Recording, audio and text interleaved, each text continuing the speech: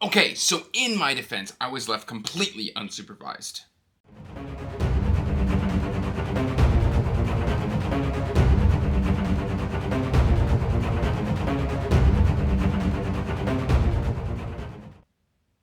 Hey everyone, welcome back to Andrew's Wizardly Reads, and today, guys, we are doing a book haul for June of 2024. But before we get into that, please do me a favor, like this video and subscribe to the channel, as it does help the channel grow, and you can check the description box down below for links to all my social media, including information about my Patreon and links to the Discord. And with that out of the way, guys, I've had a rather big shopping month with books. I'll have linked in the description box down below where I had Tori Talks come in and we went book shopping, and that video was a lot of fun, so I'll have that linked in the description box down below so you can check that out. It's been a month of just buying a lot of books, and of course of the Audible sale, which we are going to start off with. And I've got my laptop pulled up here because I can't remember everything that I bought. I know I got John Bierce's The Gorgon Incident and Other Stories on audio because Ralph Lister is amazing. I had to get that audiobook to finish up that collection because I love Ralph Lister's voice. What else did I get? I got The Martian by Andy Weir, which is narrated by Will Wheaton, because frankly I've just been wanting to come back to not Will Wheaton, Andy Weir. There we go. Sorry, my brain just completely went sideways. I picked this one up on the Audible sale because one of my patrons' class was like, hey, or it's Klaus, was like, hey, have you read this A.C. Cobble series? I was like, no, but I've read his other one. He's like, and nobody's talking about this one. So I went ahead and picked it up. I got the complete series, one single credit, or I guess one, it wasn't a credit. It was like $13 on the Audible sale for the entire series, and that's A.C. Cobble's Cartographer series. So I'm excited to check that one out. It's supposed to be full of adventure. Then Audible pulled all of the Rune Lord audiobooks off of Audible Plus, which was the kind of like included in the catalog. If you have the subscription, you have access to this series. So I went ahead and picked up book number 2, Brotherhood of the Wolf, narrated by Ray Porter. Then I got River of Souls, which is Matthew Corbett, book number 5. Again, these are all books I already have physically on the shelf, but I want the audios of these as well. And I'm forgetting the name of the narrator for the Matthew Corbett series, which sucks because he's one of my favorites. I got Raising Steam, which is a Discworld novel, and I got Making Money because I really enjoyed going postal on audio, and so I wanted to pick those up. And then lastly, I picked up Will White's The Night. This is book 3 of The Last Horizon. At the time of recording, I'm about 70% into it, and I should finish it up today. Now that is the digital stuff. Let's move on to the physical purchases, because there is a lot, and I don't know if I've missed something because I've kind of been putting them all throughout the collection, and yeah. I picked up a lot of older fantasy this last month. Nothing really new, bright, and shiny. I think I've got 1, 2, 3, 4, 5, 6 books that I would consider new and shiny, and everything else is older. So I picked up at my half-price books because I've been wanting to get back into mass market paperbacks, and they had this gorgeous vintage copy of Arthur C. Clarke's 2001 A Space Opera. Not a Space Opera, A Space Odyssey. My brain's just doing an autocorrect thing today, apparently. And this is the movie kind of tie-in you can kind of see here. I've seen the movie when I was a kid, but I don't remember it, and I've never read any Arthur C. Clarke. I did purchase some Arthur C. Clarke a couple months ago, and I figured, why not go ahead and pick this up, enjoy it on mass market paperback, and that way I can taste test it for I think I got this for $4, instead of spending $70 on a collector's edition, only to realize that it's not going to be for me. So I went the economical route and got this. And then I mentioned earlier that there was a vlog, a book shopping vlog with Tori from Tori Talks. This was included in that video. This is White Fang by Jack London. She said this was a very influential book on her. It's one of her favorites, and it influenced her as a writer. And usually you find this kind of buried or combined with Call of the Wild, and I found a standalone White Fang, so I decided to pick that up. And this is kind of where I'm going to start leaning into a lot of older stuff. So we got that one. And there'll be more books scattered throughout that I picked up on that shopping trip, but I won't mention them. If you want to see what I bought on, particularly with Tori, go watch that video. Then I picked this up. This is Ray Bradbury's Twice 22, not Catch 22. That's a different book that I haven't read. Let me know if Catch 22 is pretty good, because I'm always curious because I constantly hear about it. So let me know in the comments. But anyway, this is two memorable books. This is a book club. This is a book club edition from the 1950s, I believe.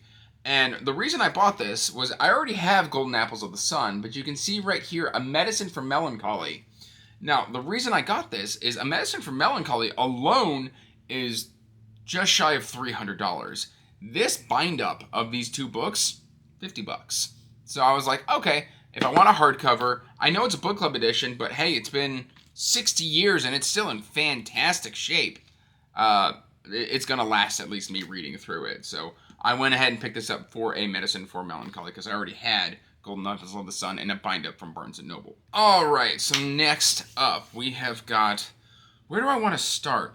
Let's do this unwrapping real quick. So I did a short where I unwrapped some stuff from Gameafoot LLC, which is Patricia Meredith and Andrew D. Meredith. Two great friends of the channel, and I support everything that they do because I love their books. And right here you can kind of see each book is individually wrapped. It's got its own wax seal that's kind of holding down a bookmark on each one. It's really cool. This is one I read last year, and I can tell because it's Christmas themed. So I'm going to kind of just pull off that wax seal on the bookmark. I'm going to set that off to the side because that's a laminated bookmark, and that means it is going to last. And then just unwrapping this right on camera like I said I was going to do in that short, and I now have a physical copy of Death of a Christmas Tree Salesman by Patricia Meredith. It's got a gingerbread cookie recipe in here, and it is signed by the author. I am so happy to have this in my collection. It was a very Christmas forward just mystery. I really, really enjoyed this one, and I'm now happy to have it in my collection. I meant to buy it around Christmas, and then just life happened. We've got this one next. This is Quaint Creatures by Andrew D. Meredith.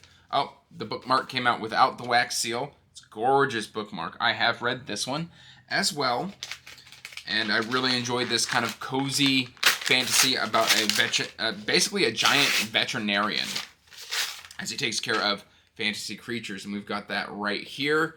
Gorgeous in the flesh. I love this one. Quaint Creatures, Magical and Mundane. It's got some stickers in there, and yeah, it's signed and personalized. I told him to just do whatever he wanted with the personalization. I just wanted to support them. So we've got that right there. And I'll have their website linked in the description box down below if you want to buy these and get them personalized as well. And then this, I believe, is, the name always escapes me, but here's the, Slings and Sparrows. There we go. Here is the bookmark. We're going to set that off to the side. Let's just set them off over there. And this is the only one that they have written and released that I had yet to read so far. I've just kind of been waiting for the mystery mood to strike. I did get an arc of this one, but I didn't get to it before release. But here we go. In the Flesh, Slings and Sparrows by Patricia Meredith. This is a Goose and Penny mystery. I believe this is set in like the 90s. And I'm very excited to get to this one. So thank you to the Merediths for these amazing books. All right, then of course I got book number 4 in the Arcane Ascension, The Silence of the Unworthy Gods. Let's get in on that. This is so incredibly cool. I just read book 3, so I am basically, after I read Soul Brand, which I hauled last month, I'll be ready for this one. And then I'll be pretty much caught up on the main entries. There's a side novel called Edge of the Woods. I'm still waiting for the paperback to release of that. And then I'll have all of Andrew Rowe's Arcane Ascension books. So this is very cool. Very happy to have this. All right, and then I pre-ordered this one. This is Hell for Hire by Rachel Aaron. I've just really wanted to pick up all of Rachel Aaron's works. So far, I still need to finish Eli Monpress. And then I'll probably read this one, and then I'll jump into Heartstrikers. You know where this is going. Rachel Aaron, so far, she's yet to miss for me. And this is an author I want to pick up all of her works. I just gotta find the time to read them. All right. And then this is one of, I was supposed to have more Ray Bradbury. And I've already shown you Twice 22. I purchased from Pango. Pango had some issues last month because I shipped out a book on Pango. and it never updated its shipping. I've reached out to the person who bought that off of my Pango, which is linked in the description box down below. I haven't gotten a response yet. I don't know if they've received the book. I don't know what happened. I also purchased a book from Pango, and the same thing happened. I never received it. That was We Will Always Have Paris by Ray Bradbury in hardcover. I never received that book, and I bought it June 2nd. But I did buy Let's All Kill Constance. This is supposed to be like a noir. I'm not going to really dive in onto the cover. Even though it's not super graphic, it's still somebody in the nude. But this is a noir sort of mystery thriller from Bradbury that was written towards the end of his life. And so I went ahead and picked that one up. Okay, then I picked up some Malazan.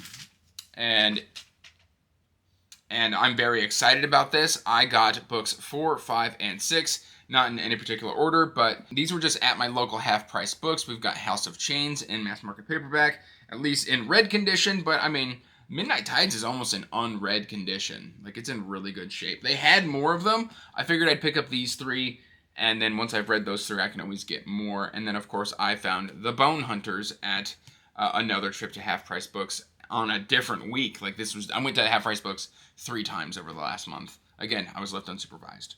But yeah, this is beefy, and it scares me. But I'm excited because I've heard really good things about this entry into the series. All right, even more mass market paperbacks. I bought a lot off of eBay, and they included this slipcase. And they were like, hey, this slipcase doesn't really go to this lot of books. However, the books that they included in the slipcase were all a part of this lot. And I was like, well, it would be a shame to not just have the full set. So I actually went on eBay and bought the missing book in the correct kind of publication.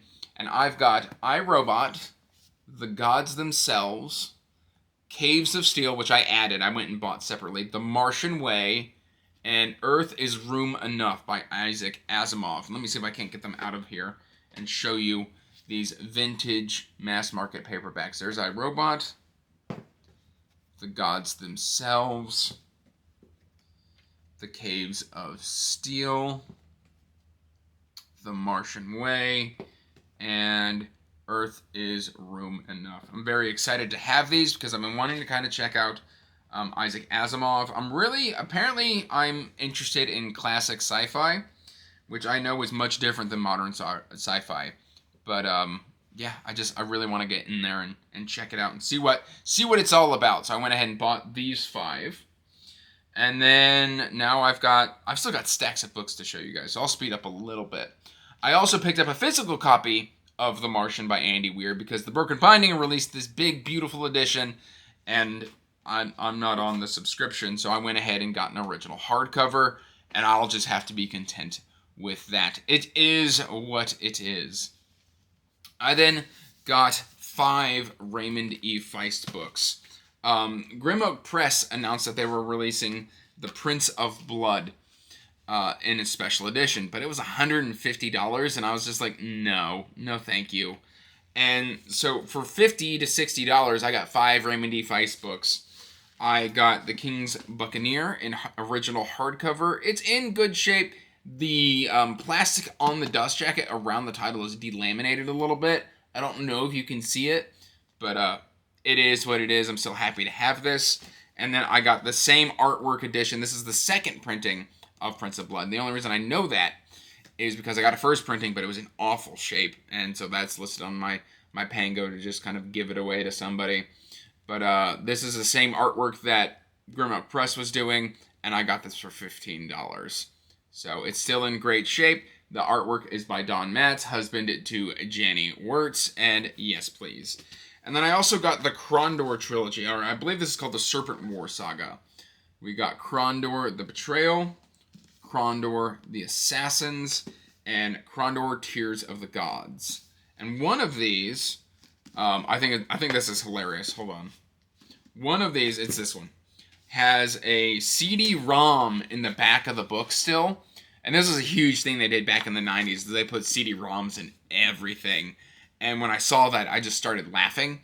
I mean, you could get them in, like, books. You could get them in cereal boxes. Like, and I never really thought that I would buy a hardcover. This is the first time I've ever seen this. a disc included in a hardcover book. Anyway, next up I got the first 4 of the Rune Lords in hardcover. And I've read the Rune Lords. I really liked it. I gave it about 3.5 out of 5. But I still want to continue the series. So I also got Brotherhood of the Wolf.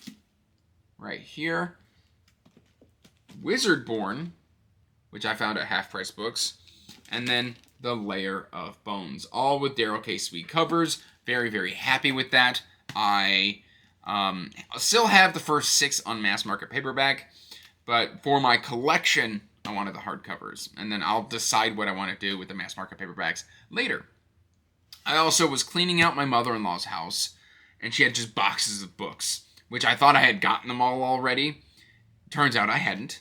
So what I went and did is I went through all the books. And she had 3 that I was mildly interested in. Whether or not I keep these, I don't know. I got American Sphinx by Joseph J. Ellis. This is a Thomas Jefferson, the character of Thomas Jefferson. This is all American Revolution and like British history stuff. I was kind of interested in that, and I was like, I'll set that to the side and see if that's something I want. We got John Adams by David McCullough. This was a winner of the Pulitzer Prize. So I don't know anything about this, but again, I wanted to know a little bit about Adams. Why not?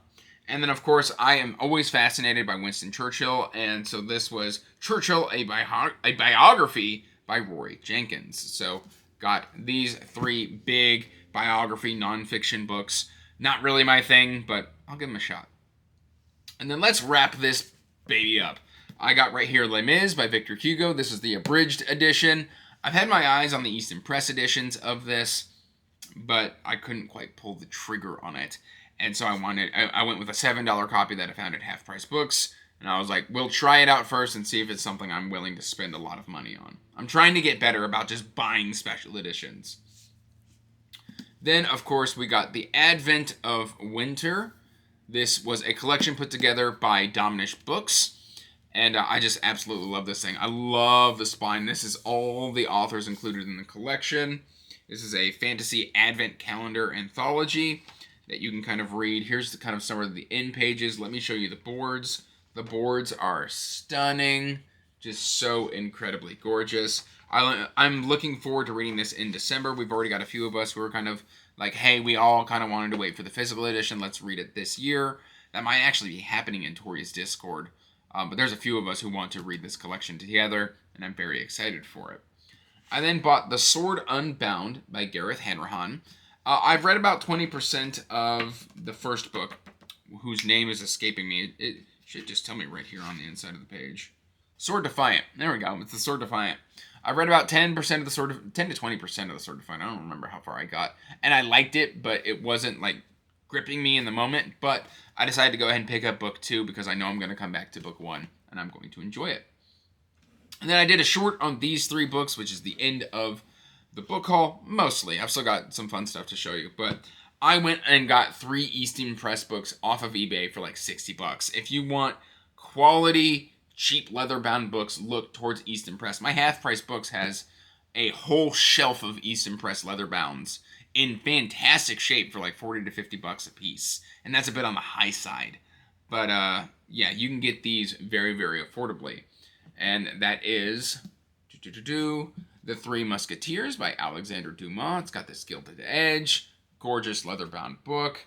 One of my favorite books growing up was 20,000 Leagues Under the Sea by Jules Verne. I remember I first started talking to Mike from Mike's Book Reviews because I bought him a copy of this book, and I didn't have a copy myself, and so I finally decided to treat myself to this edition.